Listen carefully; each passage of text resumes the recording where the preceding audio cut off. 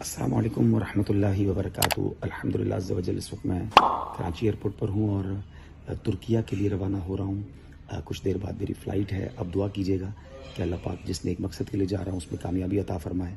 बड़ा कठिन और बड़ा मुश्किल वक्त है इस वक्त तुर्किया के मुसलमानों पर। हताई और उसके अतराफ़ में जो शहर हैं अदना और बहुत सारे शहरों में तबाही आई हुई है। शाम के जो बॉर्डर के एरियाज़ हैं, लाखों मुसलमान इस वक्त बेघर हैं।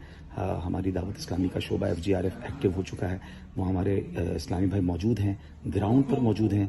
लम्हा ब लम्हा वो हमें अपडेट्स दे रहे हैं। जैसे ही मुझे रात को ये सारी मालूमात, दिन से ही राब्ते में थे लेकिन रात को जब मुझे अपडेट्स मिली तो फिर रात तकरीबन 2 बजे ये प्लानिंग की कि क्यों ना मैं ख़ुद भी चला जाऊं ताकि वहाँ जो लोग हैं, हमारे आशिकान रसूल हैं, उनका कुछ हौसला बढ़ाया जाए, उनकी मदद की जाए और दुनिया भर के आशिकान रसूल को ताज़ा तरीन अहवाल बताए जाएँ और उनके ज़रिए हेल्प भी कॉल की जाए।